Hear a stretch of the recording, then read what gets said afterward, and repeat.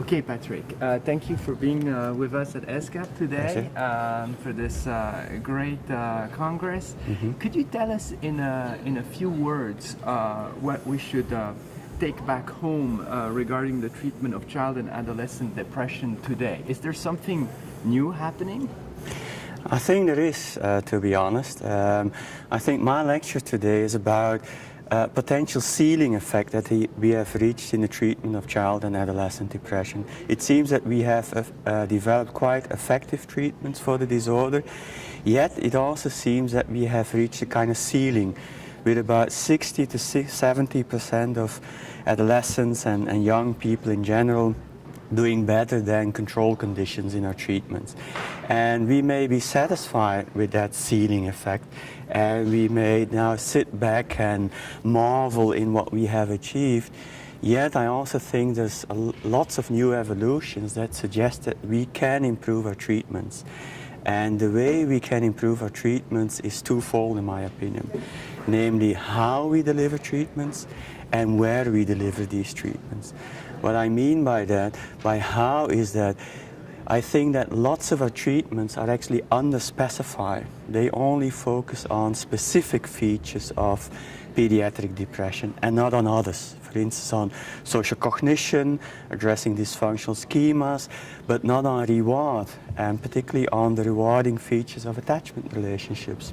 So I think we can improve treatment by incorporating as many possible ingredients that have demonstrated a relationship with outcome.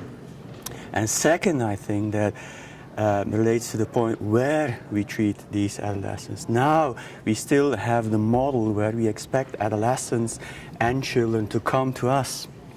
And if you think about it, it's actually a funny model. And because lots of these adolescents are actually very hard, very difficult to reach. And we expect them to come to our office, sit down and talk about their mind, which is one of the most difficult things for people in general, but specifically for these young people. So this means more school-based intervention, community-based intervention? School-based, community-based interventions, outreaching interventions, but also I think, and this may sound slightly provocative and new, peer-led initiatives, where peers actually deliver the treatment that we develop together with peers, which then may result in many of these young people actually not being that hard to reach. Because I and a number of colleagues believe actually that the hard to reach character of many of these young people is in the eye of the beholder, namely in our mind. They have adapted to difficult circumstances, and that includes being actually suspicious about everyone who wants to help them.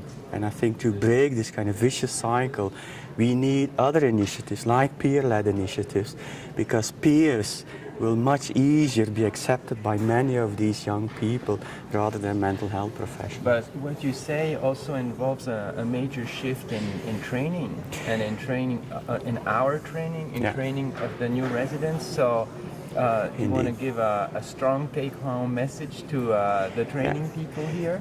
Indeed. I mean, one of the key messages today of my talk is that we need to change first before we can improve our capacity, our ability to change lots of young people with depression. And so will you show us some new approaches, therapeutical approaches that are better suited to that? I will. It's very difficult in 45 minutes to do that, but I will provide some leads and also talk about some initiatives that we have recently launched in this direction. Patrick, thank you for being today with us. It's a pleasure. Okay.